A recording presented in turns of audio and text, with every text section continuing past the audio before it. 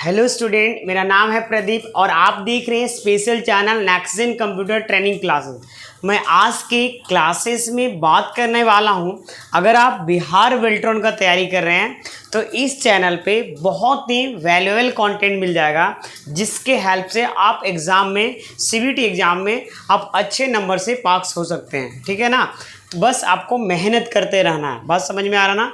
अभी 14 दिन टाइम है, 14 दिन आपको जम के मेहनत करना है स्टूडेंट कंप्यूटर सीबीटी के लिए, और अच्छे से पढ़ाई करना होगा और आपको बहुत ही अच्छा रिस्पांस मिलने वाला है। तो चलिए हम स्टार्ट करते हैं। सबसे पहले नंबर, बिहार बेल्ट्रॉन 2024 का ये परीक्षा के लिए डेडिकेटेड बैच है स्टूडेंट, यहाँ पे है ना, फ्री ऑफ कॉस्ट यूट्यूब पे चल रहा है। खुद पर विश्वास रख, आप अपने आप पे विश्वास रखिए स्टूडेंट।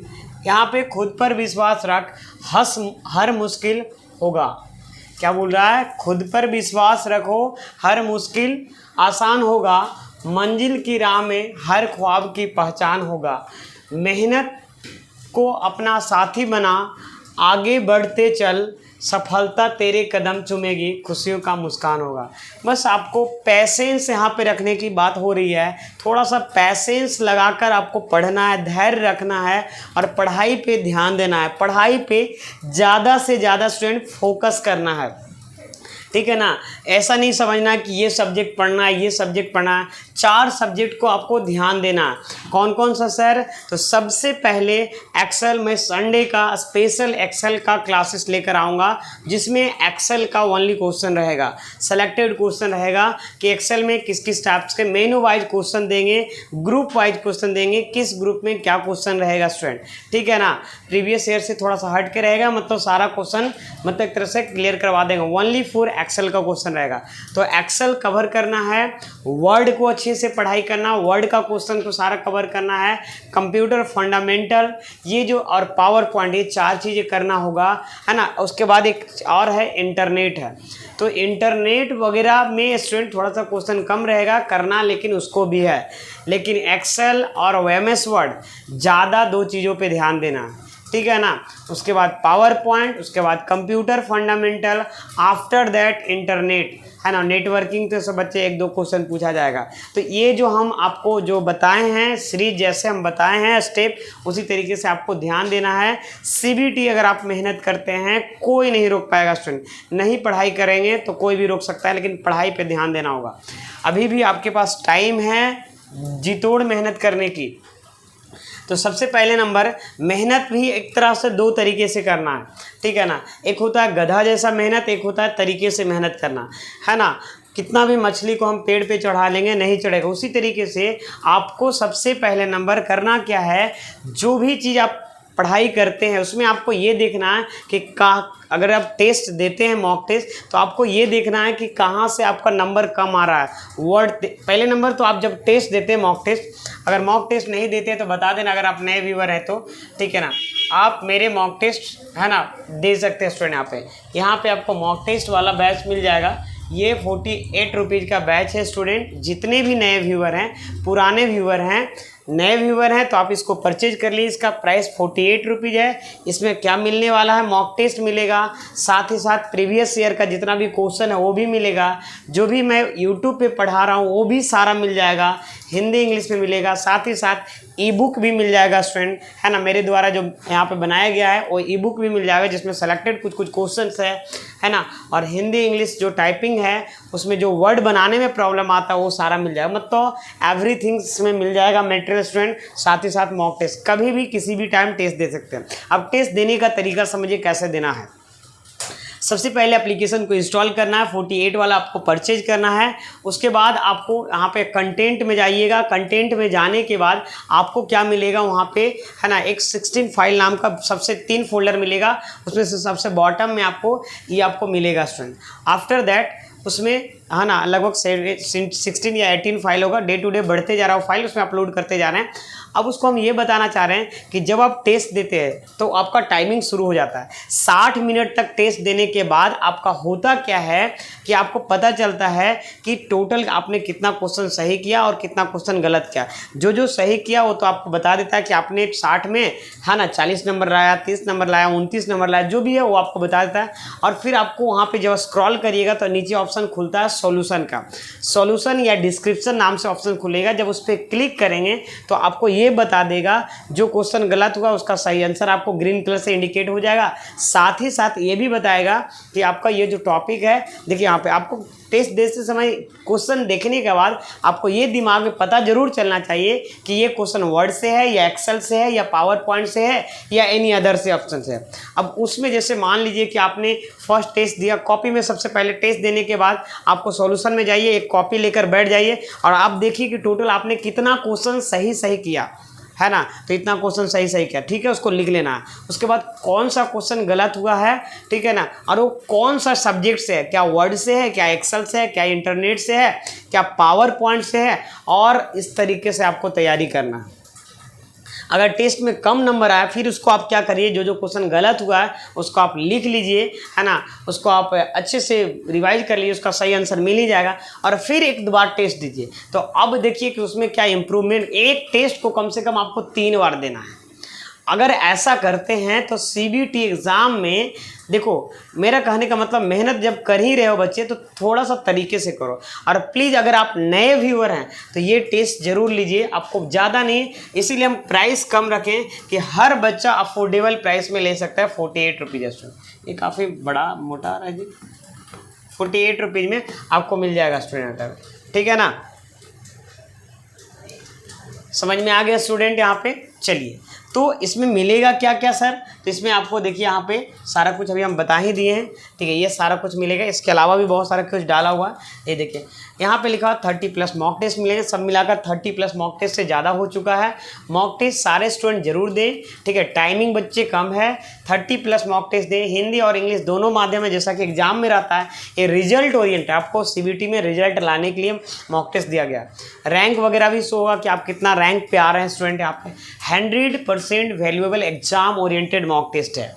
ऑल इसमें जितने भी प्रीवियस ईयर का क्वेश्चन है वो भी मिल जाएगा, ई बुक मिल जाएगा, साथ ही साथ वर्ड, एक्सेल, पावर पॉइंट में जो पढ़ाए हुए हैं मेनू वाइज मेनू, वो सारा एक्सप्लेनेशन मिल जाएगा स्टूडेंट, है ना, एकदम टॉपिक के साथ। और यहाँ पे रेमिंगटन गेल हिंदी में टाइपिंग करते समय जो प्रॉब्लम्स आता है वो सारा यहाँ पे मिल जाएगा स्टूडेंट। तो जाइए जरूर चेकआउट करिए, ज़्यादा नहीं, 48 रुपीज़ और 1 रुपया इंटरनेट हैंडलिंग चार्ज लेकर 49 रुपीज़, इसलिए हम 49 लिख दिए स्टूडेंट, ठीक है ना। तो यहाँ तक समझ में आया, और जाइए जरूर टेस्ट दीजिए। उसके बाद आपको प्ले स्टोर पे नेक्स्ट कंप्यूटर नाम से एप्लीकेशन मिल जाएगा, या नहीं तो फिर आप टेलीग्राम चैनल पे जुड़े हुए हैं तो मिल जाएगा, उसमें आपको लिंक शेयर कर दिए हैं, तो है ना। अगर कोई दिक्कत आता है तो आप मेरे नंबर पे मैसेज कर सकते हैं कि सर, है ना, 9835522160, ये मेरा नंबर है, 98 है, ठीक है। तो ये मेरा नंबर है, इस पर आप मैसेज करिए, सर लिंक नहीं मिल रहा है, आप हमें मॉक टेस्ट का लिंक भेजिए, मैं लिंक भेज दूंगा। तो चलिए अब आते हैं स्टूडेंट, बहुत टाइम इस पे ले लिए हम, उसके लिए माफ़ी चाहते हैं, और है ना। तो अब आते हैं स्टूडेंट मुद्दे पे। अब देखिए आप लोग कॉपी पेन लेकर बैठ जाइए और लास्ट में ये बताइएगा आप लोग टोटल कितना क्वेश्चन आपने सही किया स्टूडेंट आप, ठीक है। यहाँ पे क्या लिखा हुआ है, किसी फाइल पर, क्या लिखा हुआ पे, किसी फाइल पर, है ना, डिलीट और शिफ्ट, क्या लिखा हुआ है, डिलीट और शिफ्ट डिलीट के बीच में क्या अंतर है बताइए। अगर हम कोई भी फाइल को डिलीट करते हैं तो डिलीट की मदद से करते हैं और एक शिफ्ट डिलीट की मदद से भी किया जाता है, तो बताइए दोनों में अंतर क्या है। तो यहाँ पे लिखा दोनों में कार्य समान है, समान नहीं है बच्चे। इससे क्या होता है, कोई भी चीज़ अगर आप डिलीट करते हैं तो रिसाइकल बिन में जाता है, जबकि शिफ्ट प्लस डिलीट करते हैं तो ये परमानेंटली डिलीट होता है। परमानेंटली डिलीट करने का मतलब वो रिसाइकल बिन में नहीं जाएगा, उसे आप रीस्टोर नहीं कर सकते हैं। तो आपका शिफ्ट प्लस डिलीट और डिलीट में ये आपका अंतर है। अब यहाँ पे देखिए, डिलीट कुंजी फाइलों को रिसाइकल बिन में भेजती है, शिफ्ट डिलीट फाइलों को अस्थायी रूप से डिलीट कर देता। हाँ यही तो है स्टूडेंट, शिफ्ट प्लस डिलीट करते हैं तो आपको अस्थायी मतलब पूरे परमानेंटली डिलीट कर देता है स्टूडेंट, और जबकि ये क्या होता है कि आपका, है ना, delete only for recycle bin में भेज देता। तो इसका सही आंसर सेकेंड वाला हो जाएगा स्टूडेंट, ठीक है। चलिए अब यहाँ पे आते हैं स्टूडेंट, नेक्स्ट क्वेश्चन क्या है यहाँ पे, नेक्स्ट क्वेश्चन चलते हैं यहाँ पे। नेक्स्ट क्वेश्चन यहाँ पे, निम्नलिखित में से कौन सा एक ऑप्टिकल स्टोरेज डिवाइस नहीं है। यहाँ पे लिखा हुआ है विच ऑफ द, है ना, of following is not optical storage device. तो इसका जो सही आंसर हो जाएगा स्टूडेंट रैम। देखिए ऑप्टिकल मतलब जो बाहर से एक तरह से लग रहा है स्टूडेंट यहाँ पे, तो ये आपका जो है ना रैम एक ऑप्टिकल स्टोरेज डिवाइस क्या है बच्चे, नहीं है। ऑप्टिकल स्टोरेज डिवाइस ये नहीं है रैम। नेक्स्ट स्टूडेंट यहाँ पे थर्ड नंबर कि माइक्रोसॉफ्ट एक्सेल लिखा हुआ है, आप एक्सेल वर्कशीट की एक विशेष रो में सभी सेल्स को बैकग्राउंड का रंग बदलकर हल्का नीला करना चाहते हैं, हल्का नीला करना चाहते हैं। उपायुक्त रो का चयन करने के बाद इस कार्य को करने के लिए आप निम्नलिखित में से किस सुविधा का उपयोग नहीं करेंगे? बताइए। यहाँ पे बोला जा रहा है कि देखिए यहाँ पे सबसे पहले हम बोल रहा है कि रो में आप कलर करना चाहते हैं, तो आपने सेलेक्ट कर रखा है, ठीक है, सेल्स का बैकग्राउंड का रंग बदलना चाहते हैं, तो आप बोल रहा है कि रो का चयन करने के बाद, मतलब रो को सेलेक्ट करने के बाद इस कार्य को करने के लिए, मतलब इस काम को करने के लिए निम्नलिखित में से क्या मतलब यूज करेंगे? तो यहाँ पे देखो, यहाँ पे लिखा हुआ है फिल कलर, फॉर्मेट में जाएंगे, फॉर्मेट सेल में जाएंगे, बैकग्राउंड कलर और यहाँ पे फॉन्ट कलर, सेल स्टार। देखो यहाँ पे बोला जा रहा है कि सभी सेल्स की बैकग्राउंड रंग बदलकर हल्का नीला करना चाहते हैं।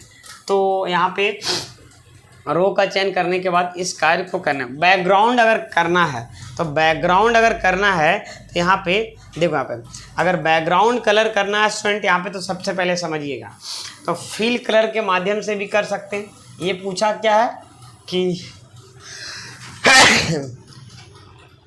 उपयोग नहीं करें, कौन सा ऑप्शन है जो उपयोग नहीं करेंगे? तो इसका यूज तो हम कर ही सकते हैं, इसका भी यूज कर सकते हैं स्टूडेंट, और यहाँ पे सेल स्टाइल में जाके भी इसका यूज भी कर सकते हैं। लेकिन फॉन्ट कलर से आपका बैकग्राउंड कलर नहीं होता, इससे क्या होगा, टेक्स्ट कलर हो जाता है। तो इसका सही आंसर ये हो जाएगा, है ना, इससे क्या हो जाता है, टेक्स्ट कलर होता है, टेक्स्ट कलर। बैकग्राउंड कलर समझे? बैकग्राउंड कलर का मतलब हुआ कि जैसे ये बॉक्स हुआ, ठीक है ना, ये आपका एक्सेल का सीट होता है, ये बॉक्स, तो इसका बॉक्स का कलर करना। तो बॉक्स का कलर तीन तरीके फिल कलर के मदद से हो सकता है। फॉर्मेट में जाइएगा, फॉर्मेट सेल में जाके बैकग्राउंड कलर ऑप्शन देता है, और सेल स्टाइल में भी जाने के बाद बैकग्राउंड हो जाता है कलर।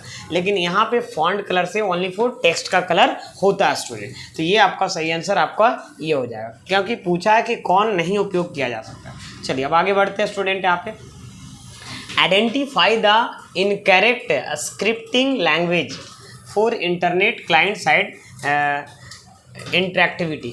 बोल रहा है कि देखो सबसे पहले समझो ये आपका क्या लिखा हुआ है, आइडेंटिफाई मतलब पहचान करिए इनकरेक्ट स्क्रिप्टिंग लैंग्वेज।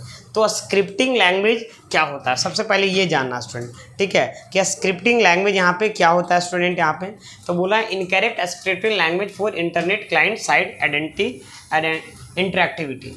और यहाँ इसमें देखो एक है ना स्क्रिप्टिंग लैंग्वेज, और यहाँ पे क्या है, क्लाइंट साइड है। तो स्क्रिप्टिंग जिसमें हम लोग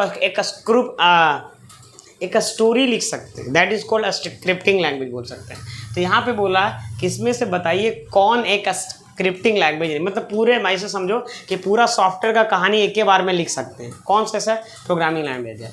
तो इसमें तो तीनों प्रोग्रामिंग लैंग्वेज है, लेकिन इसमें बोला कि इनकरेक्ट कौन है। तो देखो VB स्क्रिप्ट होता है, एक रूबी नाम का लैंग्वेज होता है जो पाइथन के आज के डेटा एनालिटिक्स में काफ़ी ज़्यादा यूज होता है। जावा स्क्रिप्ट होता है, जावा स्क्रिप्ट पूरा फ्रंट क्लाइंट साइड का मतलब हो, देखो वेब पेज जो बनाया जाता है ना, दो पार्ट में बनाया जाता है, एक बैकएंड होता है और एक फ्रंट एंड होता है। और फ्रंट एंड को हम क्लाइंट साइड बोलते हैं, बैकएंड को सर्वर साइड बोला जाता है। तो यहाँ पे क्या है कि ये तीनों जो आप देख पा रहे हैं कि ये आपका क्या है, ये आपका सही है, स्क्रिप्टिंग लैंग्वेज है, बट यहाँ पे बोला इनकरेक्ट कौन है, तो इनकरेक्ट ये है स्टूडेंट, फोर्ट्रन जो है ये आपका स्क्रिप्टिंग लैंग्वेज नहीं। इसका सही आंसर क्या होगा, ये वाला होगा। थोड़ा सा हम कलर चेंज कर देते हैं, नहीं तो आप लोग कंफ्यूज कर जाइएगा।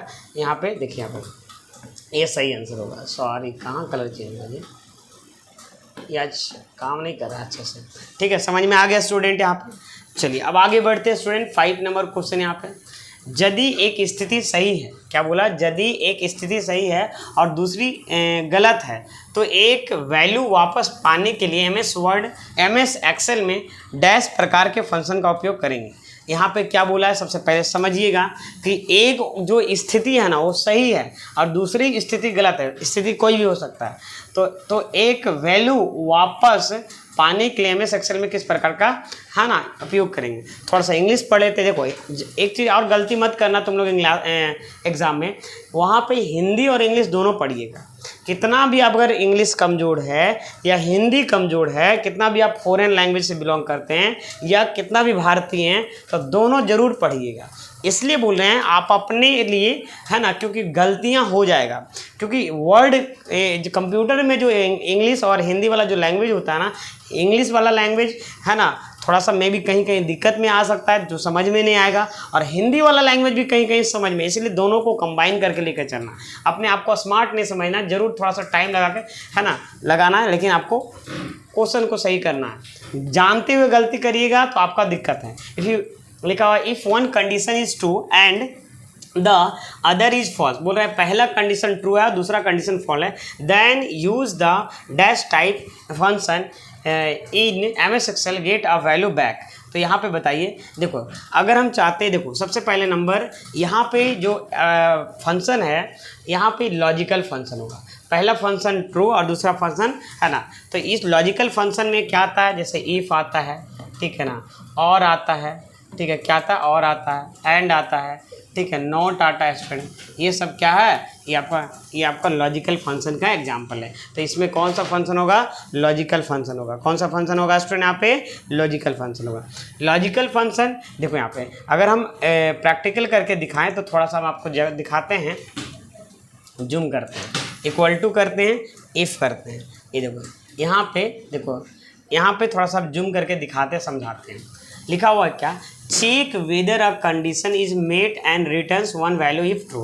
अगर पहला वैल्यू ट्रू है, इफ ट्रू तो वो रिटर्न करेगा true, and another value if false तो क्या रिटर्न करेगा, फॉल्स। बात समझ में आ रहा ना, चेक करता है। हम यहाँ पे देखो सिंटेक्स भी मैं आपको समझा देता हूँ। देखो यहाँ पे ये syntax, logical test, value if true, अगर ट्रू होगा टेस्ट करेगा, अगर वैल्यू ट्रू रहेगा तो यहाँ पे रिटर्न करेगा, और फॉल्स रहेगा तो यहाँ वाला रिटर्न करेगा, जो भी आप देंगे। अब इसको पूरा और डिटेल में समझाने के लिए फिलहाल अभी हम नहीं समझते हैं, क्योंकि हम लोग को फिलहाल हमको अपना मुद्दा पे काम करना है, ठीक है। बस इतना समझा दिए, तो इससे आपको अगर कहीं सिंटेक्स भी पूछ दिया तो आप बता सकते हैं। मेरा कहने का मतलब ये था, ठीक है ना। आप लोग सोचते होंगे सर क्वेश्चन हड़बड़ा के बता दीजिए। देखो कभी भी मान लो यूट्यूब से एक वीडियो देखोगे, शॉर्ट्स देखोगे, तो शॉर्ट्स में सारा इन्फॉर्मेशन नहीं ना मिल पाएगा। अब हम जानते हैं एग्ज़ाम में टाइमिंग कम है, लेकिन फिर भी जो चीज़ें एग्ज़ाम के लिए नीड है वो चीज़ तो चाहिए ना, है ना। मान लीजिए क्वेश्चन घुमा दिया तो बच्चे को दिक्कत नहीं होना चाहिए। एमएस देखो जो नई पढ़ाई करता है तो उसका कोई मतलब नहीं, लेकिन जो करता है उसके लिए दिक्कत है, और जो जानता है पहले से तो वो बहुत अच्छी बात है। माइक्रोसॉफ्ट एक्सेल में कार्य है ना पत्रकों को संदर्भ में निम्नलिखित में से कौन सा कथन गलत है। इन एमएस लिखा हुआ है, in Microsoft Excel which of the following statement is incorrect with reference to worksheet. बताइए स्टूडेंट, यहाँ पे बोल रहा है कि एमएस एक्सेल में कौन सा ऑप्शन जो इसमें लिख रहा है इनकरेक्ट है, डिफरेंस टू वर्कशीट, वर्कशीट के मतलब रिगार्डिंग में कौन सा ऑप्शन इनकरेक्ट है। तो इसका सही आंसर क्या होगा, बताइए स्टूडेंट। यहाँ पे तो इसका जो सही आंसर हो जाएगा स्टूडेंट, यहाँ पे देखो क्या बोला है कि वर्कबुक से एक या अधिक वर्कशीट हटाए जा सकते हैं।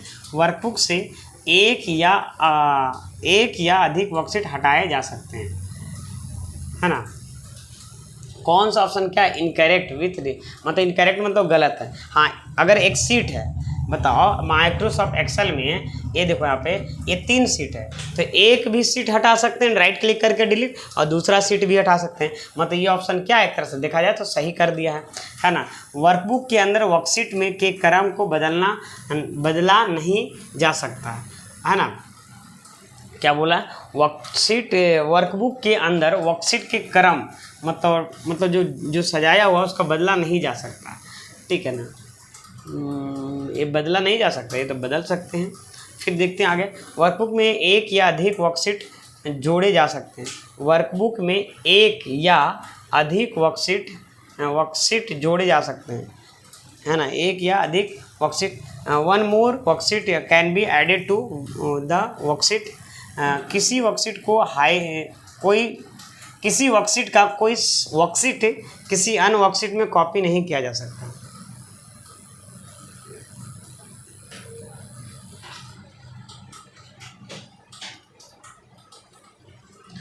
स्टूडेंट इसमें ये थोड़ा सा सोचने वाली बात है। इसमें देखिए यहाँ पे आप लोग भी इसमें देख लीजिएगा। इसमें क्या है, सबसे पहले बोला है कि वर्कबुक से एक से अधिक वर्कशीट को हटाया जा सकता है। सही में हटाया जा सकता है। एक वर्कबुक के अंदर वर्कशीट के क्रम को बदला नहीं जा सकता। देखो अगर मान लो कि ये बच्चे यहाँ पे सीट है, तो क्या सीट 1 को उठा के नहीं रख सकते हैं? रख तो सकते हैं। तो यही वाला ऑप्शन गलत बोला है, ठीक है ना।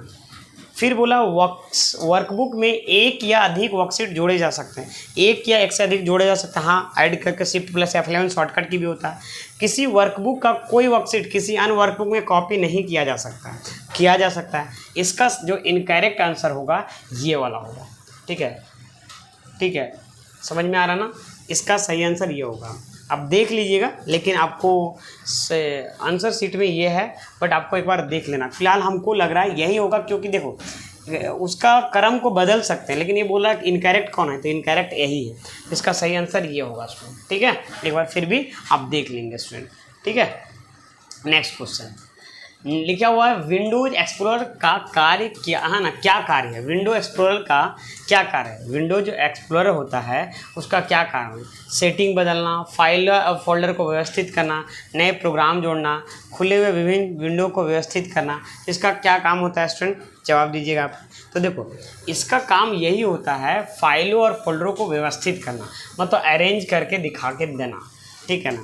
जैसे विंडो प्लस ई करते हैं तो विंडो प्लस ई से यही खुलता है, इसी का शॉर्टकट की, ठीक है ना। यहाँ पे समझ में आ रहा है स्टूडेंट। चलिए अब यहाँ पे आगे बढ़ते हैं स्टूडेंट। यहाँ पे लिखा हुआ है, यहाँ पे आप MS वर्ड 2016 का उपयोग कर रहे हैं। क्या बोले हैं यहाँ पे? आप MS वर्ड 2016 का उपयोग कर रहे हैं। आपका मित्र MS वर्ड 2003 का उपयोग कर रहा है। मतलब ऐसे बोला है कि आप दोनों दोस्त हैं, वो आप 2016 वाला यूज कर रहे हैं और अगला मित्र जो है आपका 2003 वाला MS ऑफिस का इस्तेमाल कर रहा है। आप अपनी फाइल को कैसे सेव करेंगे ताकि आपका मित्र उस पर काम कर सके? तो यहाँ पे देखिए, काम कर सके तो कैसे सेव करेंगे ताकि आपका मित्र आपके फाइल के ऊपर काम कर सके? तो इसका सही आंसर क्या होगा स्टूडेंट, ठीक है ना। देखो यहाँ पे ये जो है ना, यहाँ पे इसमें काम करना होगा, इसमें। ये देखो, क्योंकि देखो पता है ना, कोई फाइल किसी में सपोर्ट नहीं करता, तो सेव एज में जाके वर्ड 97 2003 डॉक्यूमेंट ले लेंगे।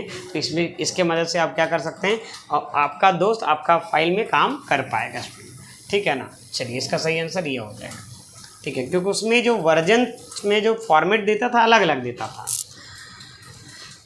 वन यूजर लिखा हुआ, one user trying to inserting a column in an Excel worksheet. He is not able to do so.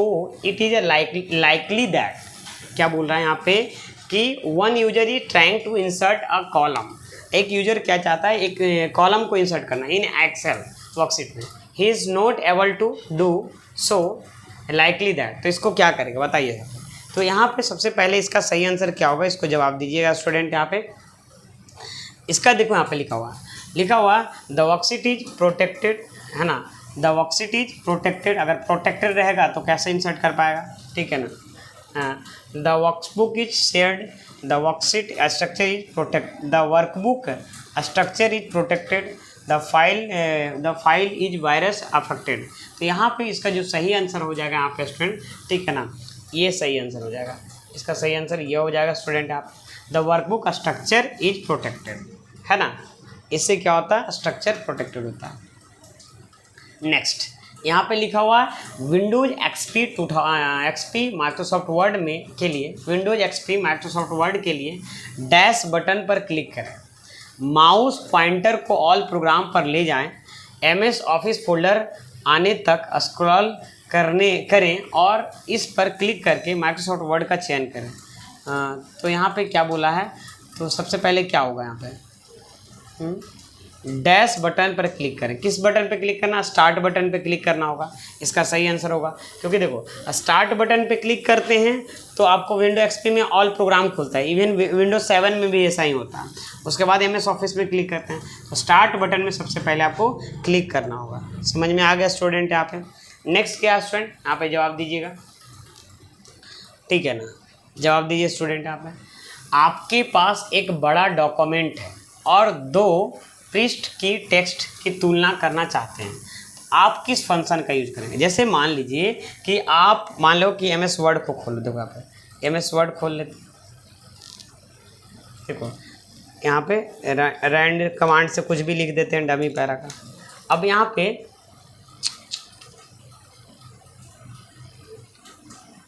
अब इसमें हम कुछ लिख दिए, ठीक बच्चे।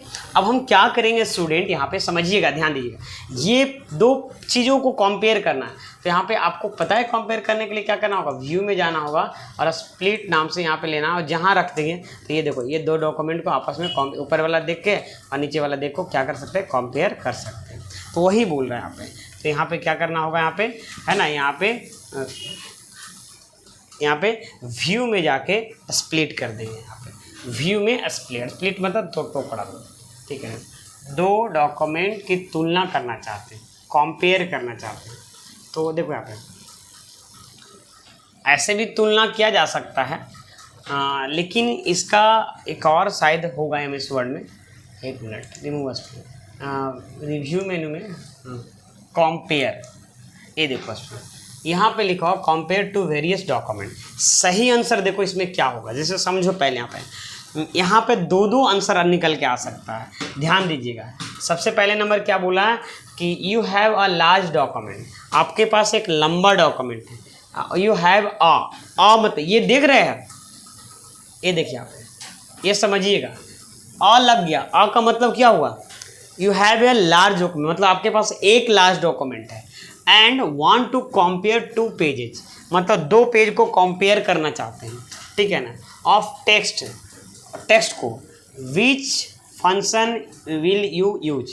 देखो यहाँ पे सबसे पहले समझो, यहाँ पे अगर यहाँ पे इसका डेफिनेशन क्या बोल रहा है, यहाँ पे देखो, यहाँ पे है ना, ये लिखा हुआ कंपेयर और मल्टीपल वेरियस डॉक्यूमेंट, मतलब ये दो अलग अलग फाइल को कंपेयर करता है और ये जो है ना एक डॉक्यूमेंट। तो इसका सही आंसर यही होगा, है ना। फिलहाल हम भी थोड़ा देर के लिए, क्योंकि कंपेयर दोनों, कंपेयर मतलब तुलना बोल रहा है, और तुलना वाला बात जो है ना इसी में जाके घुसता है। लेकिन ये तुलना अलग अलग डॉक्यूमेंट को, लार्ज डॉक्यूमेंट मतलब एक ही डॉक्यूमेंट है। तो ये देखो इसमें 90% बच्चे गलती करके हैं, इसको आप ध्यान दे दीजिएगा, ठीक है ना।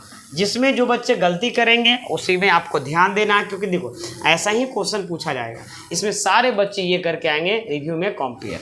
लेकिन थोड़ा देर के लिए आप भी कर लेते हैं या हम भी कर लेते हैं, लेकिन ढंग से जब पढ़ें। अब अला शब्द दिया, next dash chart are use to compare value across categories by using vertical बार।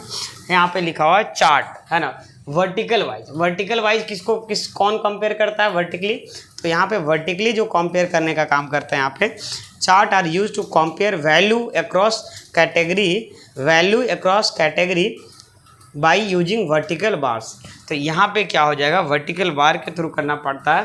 तो यहाँ पे कौन सा हो जाएगा स्टूडेंट, यहाँ पे देखो, यहाँ पे वर्टिकल बार, तो इसमें क्या होगा, वैल्यू को कंपेयर करना है। तो यहाँ पे क्या होगा, पाई चार्ट हो जाएगा। क्या हो जाएगा, यहाँ पे पाई चार्ट हो जाएगा। समझ में आ गया स्टूडेंट। यहाँ पे नेक्स्ट क्वेश्चन क्या है स्टूडेंट, यहाँ पे चलिए चलते हैं। यहाँ पे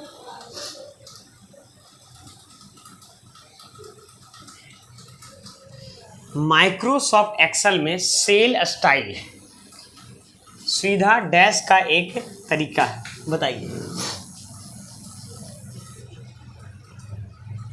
बताइए स्टूडेंट। यहाँ पे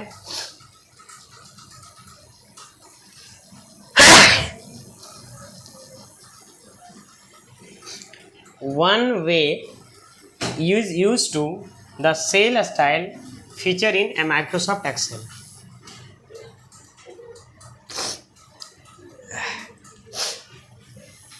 वर्कशीट में चयनित सेल को थीम में बदलना, वर्कशीट में सेल्स के भीतर टेक्स्ट को लपेटने या लपेटते हुए टेक्स्ट को सामान्य करें। बताइए, एक वर्कशीट में सेल्स के भीतर पार्ट संरेखित करें, किसी वर्कशीट में चयनित सेल को फॉर्मेटेड करें। बताइए इसका सही आंसर क्या होगा। 13 नंबर का सही आंसर क्या होगा, लास्ट वाला होगा, है ना, ये वाला होगा।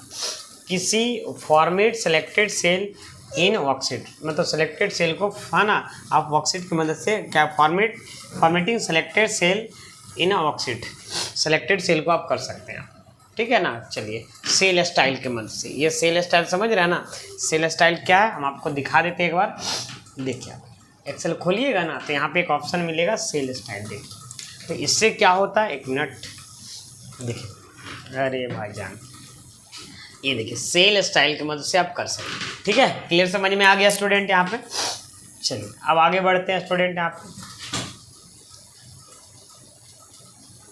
देखिए MS पावर पॉइंट में साउंड इफेक्ट जोड़ने के लिए मेनू का यूज किया जाता है। कौन सा मेनू का यूज करते हैं साउंड को इफेक्ट को जोड़ने के लिए स्टूडेंट, बताइए। पहला नंबर है स्लाइड शो, दूसरा नंबर 04, दूसरा नंबर है व्यू, ये व्यू मेनू है ना, व्यू मेनू, और तीसरा है डिजाइन, और चौथा क्या है ट्रांजिशन।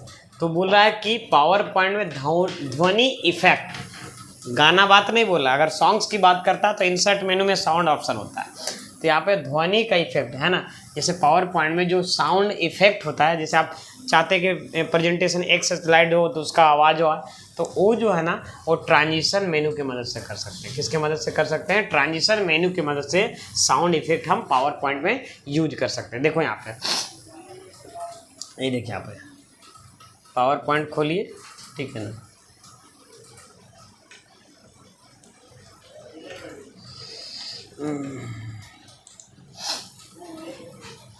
और यहाँ पे ट्रांजिशन मेनू में जाइए, ये देखिए, अरे यार ट्रांजिशन मेनू में जाकर ये वाला, ये जो दिख रहा ना साउंड इफेक्ट, यहीं से आप साउंड का इफेक्ट आप डाल सकते हैं, है ना, यहाँ से। क्लियर समझ में आ गया स्टूडेंट यहाँ पे। और ये कौन सा मेनू मिलेगा, ट्रांजिशन मेनू में। चलिए अब यहाँ पे क्या है, तो ये भी वेरी वेरी इंपॉर्टेंट क्वेश्चन है, इसको आप नोट डाउन आपको अलग से कर लेना है, ठीक है ना। नेक्स्ट क्वेश्चन क्या है यहाँ पे, निम्नलिखित में से कौन सा कथन गलत है, विच of the following statement is incorrect, बताइए। इसमें से बताइए कौन सा कथन गलत है। लिखा हुआ है system software design to perform a specific task for of users. देखो सिस्टम सॉफ्टवेयर जो है ना यूजर के लिए डिजाइन ही नहीं किया जाता है, ठीक है ना। ये जो है ये एप्लीकेशन सॉफ्टवेयर किसके लिए जी है ना, यूजर के लिए क्या जो डिजाइन किया जाता है, एप्लीकेशन सॉफ्टवेयर। सिस्टम सॉफ्टवेयर तो सिस्टम के लिए ज़रूरी हो गया, तो यही ऑप्शन गलत है ना। यही बोल रहा है कि बताइए कौन सा ऑप्शन क्या है, इनकरेक्ट है। तो पहला ही वाला ऑप्शन, ये पहला ही वाला ऑप्शन इसलिए बोले हम गलत क्योंकि क्या बोला, system software design to perform a specific task of user. User के लिए तो अब बताओ, ऑपरेटिंग सिस्टम विंडोज 7, 8, 10 और जो ऑपरेटिंग सिस्टम है वो कंप्यूटर के लिए जरूरी है। इट है ना मैनेज द और resources of the computer system. ये यूजर के लिए वर्ड हुआ, एक्सेल हुआ, पावर पॉइंट हुआ, tally, Photoshop, adobe premiere pro, light room, जो भी है ये सब जरूरी है ना, और भी बहुत सारे सॉफ्टवेयर। तो उसका फर्स्ट आंसर हो जाएगा। नेक्स्ट क्वेश्चन क्या है यहाँ पे, जवाब दीजिए। निम्नलिखित में से कौन सा सिस्टम सॉफ्टवेयर का एग्जाम है ना, एक उदाहरण है। सिस्टम सॉफ्टवेयर का जो उदाहरण है, देखो सिस्टम सॉफ्टवेयर का कहने का मतलब हो गया ऑपरेटिंग सिस्टम बोलना। तो ऑपरेटिंग सिस्टम पता है, ये MS-DOS का फुल फॉर्म होता है Microsoft disk operating system. Microsoft disk operating system, disk operating system, ठीक है। क्या है माइक्रो, यही होगा। ये सब एप्लीकेशन सॉफ्टवेयर में काउंटिंग आएगा। फेसबुक, एडोब फोटोशॉप है ना। एडोब क्या है, एडोब फोटोशॉप में एडोब एक कंपनी का नाम है। ऑफिस में MS क्या है, MS भी एक कंपनी का नाम हुआ। DOS में MS क्या है, तो माइक्रोसॉफ्ट हो गया, माइक्रोसॉफ्ट डिस्क ऑपरेटिंग से। तो ये एक सिस्टम सॉफ्टवेयर का उदाहरण है, पहला इसमें सही आंसर होगा स्टूडेंट, ठीक है। चलिए अब आगे बढ़ते हैं यहाँ पे। नेक्स्ट, आप एक्सेल वर्कशीट में डैश का प्रयोग कर लाइंस, ब्लॉक, एरोज और आयतों आदि को जोड़ सकते हैं, बताइए। You can add lines, block, arrow and rectangle etc Excel worksheet. तो किसके मदद से, शेप के मदद से। अगर आप शेप में जाते हैं ये वाला ऑप्शन की मदद से आप कर सकते हैं, ठीक है ना। तो ये कैसे, तो यहाँ पे देखिए, आप एक्सेल खोलिए, एक्सेल खोलिए स्टूडेंट यहाँ पे। अब एक्सेल में जाते हैं तो इंसर्ट में जाइएगा, शेप में ये दिख रहा है ना कि basic shape, block, arrow, flow chart, star, banner, column, ये सब आप ऐड करना रहेगा, तो आप शेप का यूज करके आप कर सकते हैं। नेक्स्ट क्या है, विच of the following is not a part of the, है ना, स्टाइल ग्रुप। मतलब है कि ये पिक्चर दिया हुआ है, अब ये बताइए कौन सा, है ना, स्टाइल ग्रुप का पार्ट नहीं है। तो ये पिक्चर दे दिया गया है, चौथा भी है। हाँ बताइए स्टूडेंट। देखो हमको लग रहा है ये दोनों तो सेम है, दूसरा और चौथा। तो कौन बताइए इसमें से पार्ट नहीं है सेल स्टाइल। तो सबसे पहले समझिएगा, आप चले जाइए एक्सेल में और यहाँ पे होम टैब में चले जाइए, और होम टैब में यहाँ पे देखिए सेल स्टाइल में चले जाइए।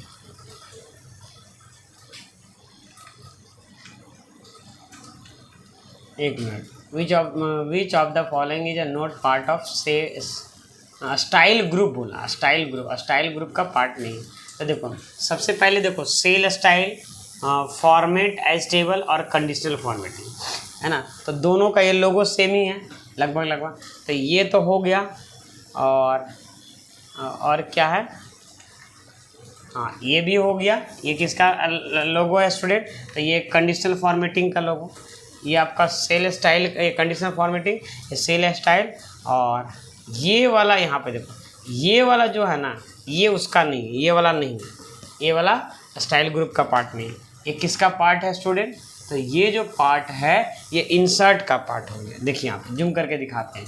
देखो बताओ तो ऐसा क्वेश्चन अगर पूछेगा और जो बच्चा रट के जाएगा तो दिक्कत होगा कि नहीं। देखो लोगो भी याद करके जाना आ रहा है, देख रहा ना एक कैसा लोगो होता है, क्या समझ में आ रहा है। ये चीज़ रटने वाला चीज़ थोड़ी है लोगो, ये देखो ये देखने वाला चीज़ है, बात समझ में आ रहा है, देखने वाला चीज़ है।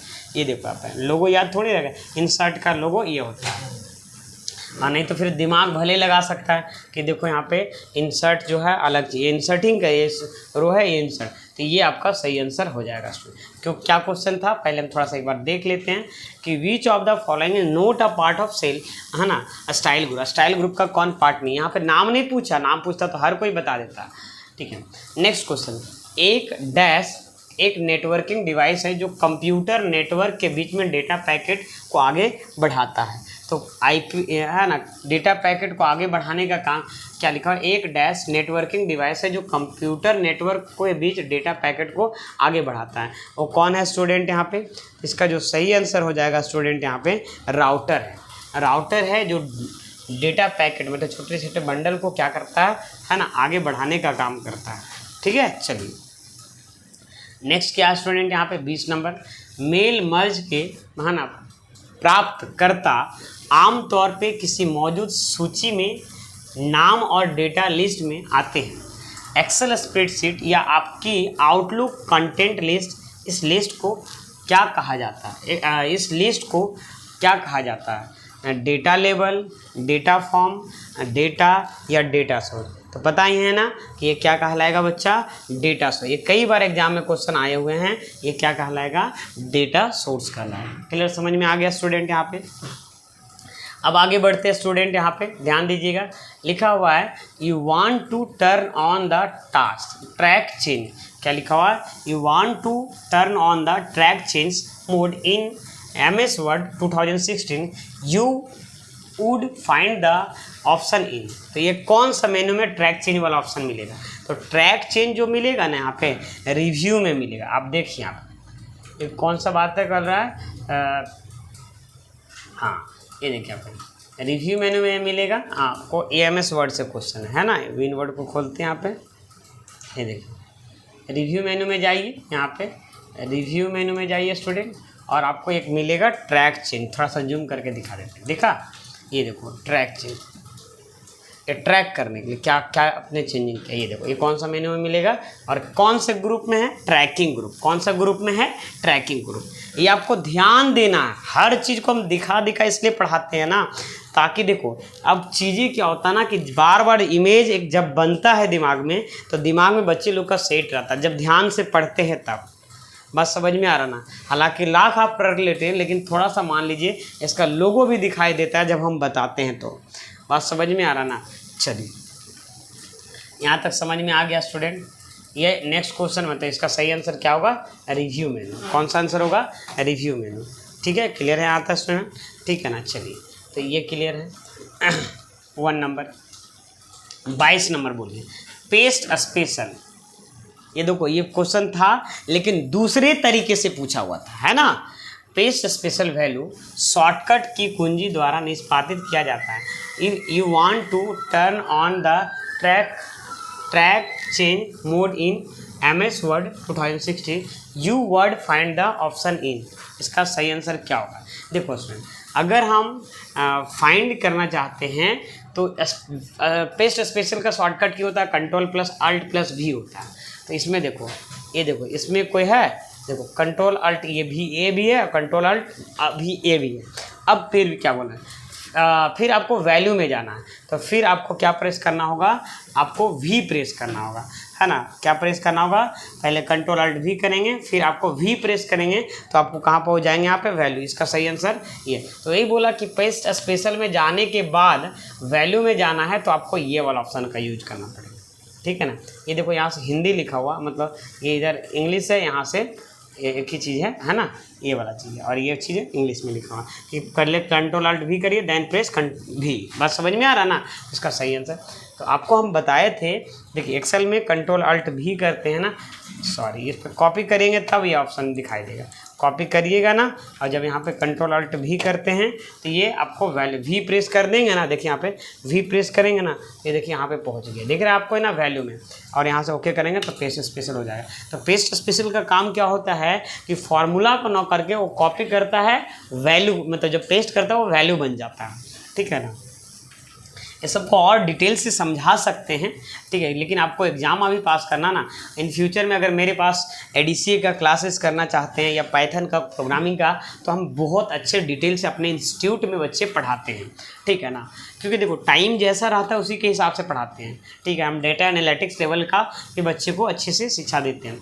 नेक्स्ट है यहाँ पे लिखा हुआ है कि माइक्रोसॉफ्ट एक्सेल में वर्कशीट में चयनित रो को छिपाने की शॉर्टकट कुंजी क्या है, बताइए। इन माइक्रोसॉफ्ट एक्सेल, है ना, what is the shortcut key to hide the selected row worksheet, बताइए। बोल रहा है कि माइक्रोसॉफ्ट एक्सेल वर्कशीट में सेलेक्टेड रो को छिपाने का शॉर्टकट की क्या है। तो सेलेक्टेड रो को अगर छिपाना चाहते हैं तो शॉर्टकट की होता है Ctrl+9 होता है। देखिए यहाँ पे जैसे अगर सेलेक्टेड रो को, जैसे मान ली यहाँ पे ध्यान दीजिएगा, ये Ctrl+ पहले हम 9 को टिक कर देते हैं, उसके बाद समझाते हैं। देखिए यहाँ पे एक्सेल खोलें, जैसे ये चीज़ को हम छिपाना चाहते हैं, रो है ना, तो यहाँ पे सेलेक्ट करनी और कंट्रोल के साथ आप 9 करिएगा, यहाँ पे देखिए ये हाइड हो गया, ठीक है ना। और Ctrl+Shift+9 करिएगा तो अनहाइड होगा, Ctrl+9 से हाइड होगा, और Ctrl+Shift+9 करिएगा तो वही वाला रो आपको क्या होगा, अनहाइड, मतलब वापस आ जाएगा। क्लियर हो जाएगा स्टूडेंट यहाँ पे। चलिए तो इसका सही आंसर ये हो गया यहाँ पे। नेक्स्ट क्वेश्चन क्या यहाँ पे, माइक्रोसॉफ्ट वर्ड में मेल मर्ज ऑप्शन के संबंध में निम्नलिखित में से कौन सा कथन गलत है, बताइए।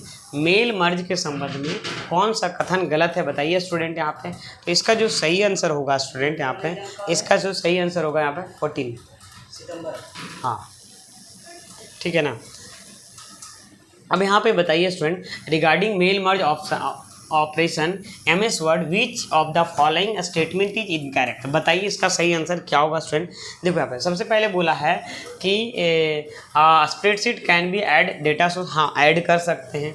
दूसरा क्या बोला है यहाँ पे स्टूडेंट, यहाँ पे लिखा हुआ यहाँ पे mail merge means to merge email document only, ये तो गलत ही बोल रहा है। तो वही बोल रहा है कि बताइए इसमें इनकरेक्ट क्या, ये वाला गलत बोल रहा है, ये वाला सेकेंड वाला, ये वाला है ना, ये थर्ड है अलग।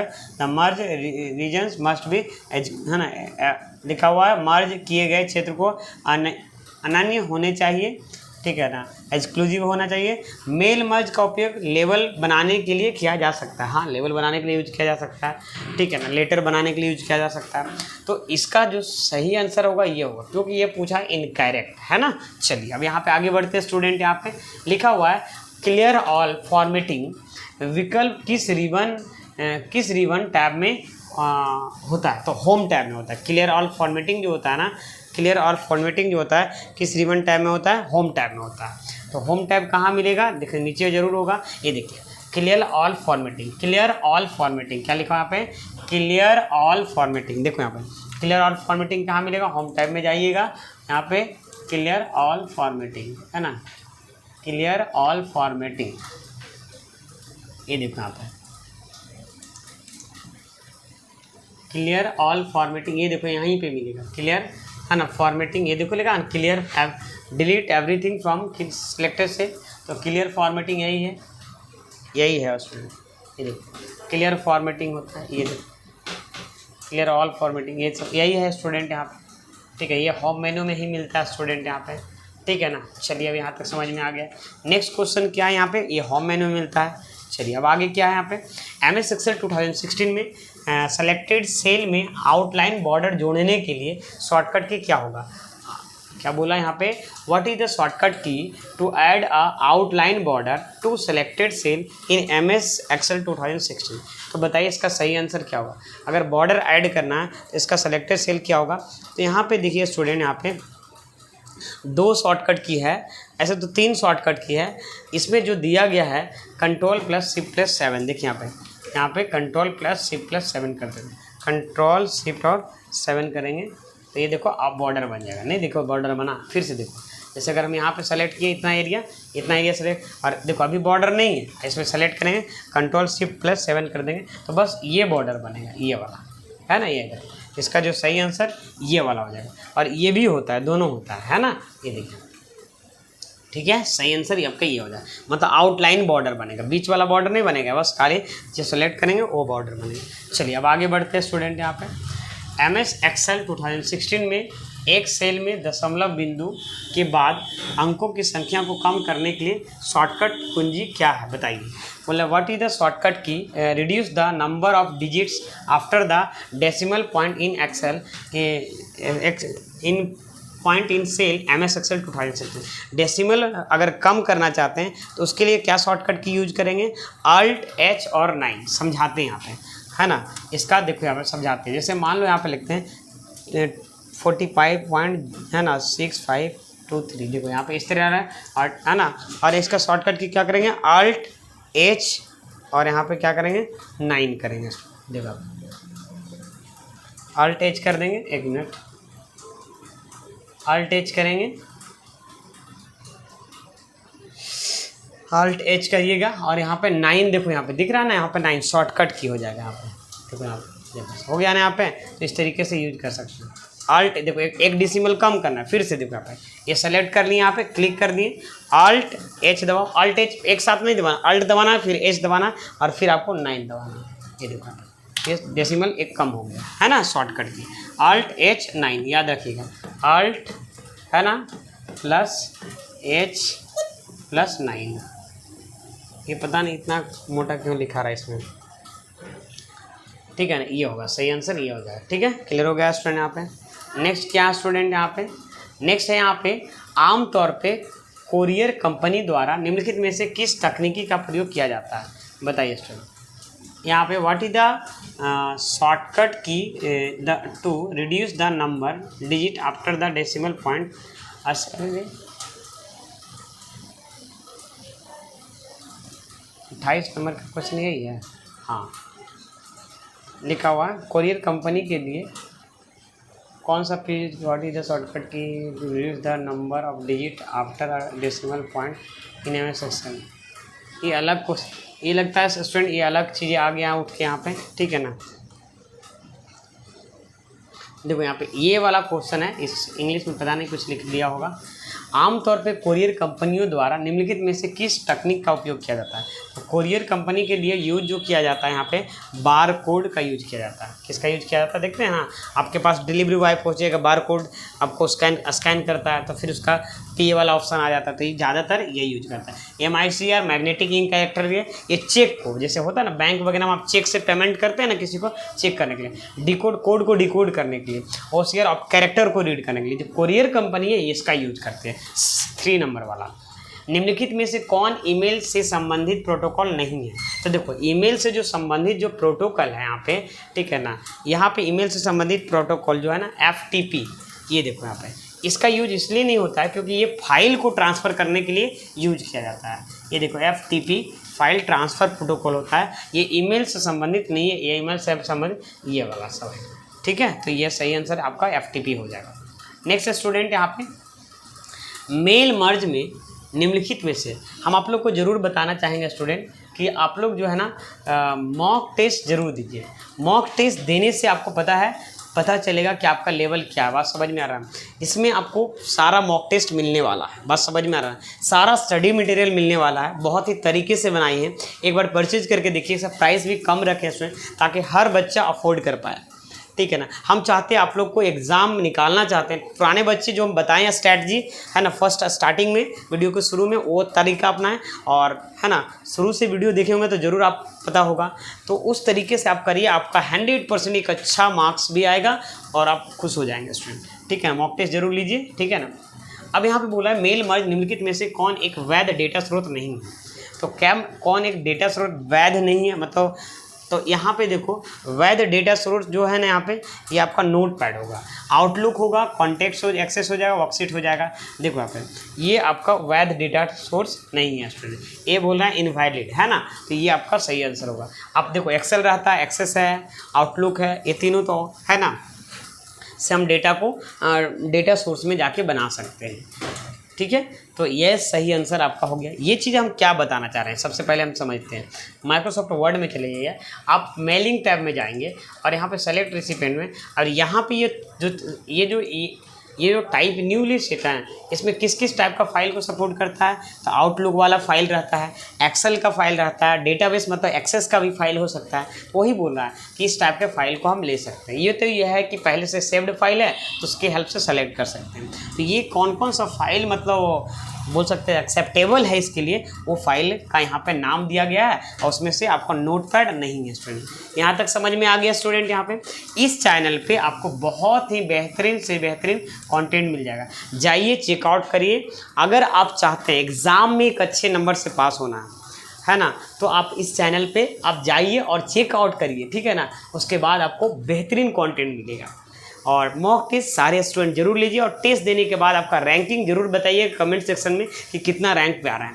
थैंक यू, मिलते हैं नेक्स्ट वीडियो में। और इसमें जो हम अभी कंटेंट बनाएं इसको प्लीज़ लाइक कर दीजिए, ठीक है ना। और चैनल पे नए हैं तो प्लीज़ सब्सक्राइब करिए। और हम चाहते हैं कि लास्ट तक वीडियो के मतलब एक तरह से एग्जाम तक अंत तक बने रहें, तो प्लीज़ अपने दोस्त फ्रेंडली है ना फैमिली और फ्रेंड में ज़रूर शेयर करिएगा, ताकि हम लास्ट तक आप लोग, क्योंकि आपको मोटिवेशन का जैसे ज़रूरत है बच्चे, मेरे को भी आप लोग है ना सब्सक्राइब करके मोटिवेशन बढ़ाइए। हमेशा लास्ट तक हम आपको लिए साथ रहेंगे। थैंक यू, मिलते हैं नेक्स्ट वीडियो में। रिजल्ट मेरा दावा है, आप लोग बस मेहनत करते रहना होगा। Thank you.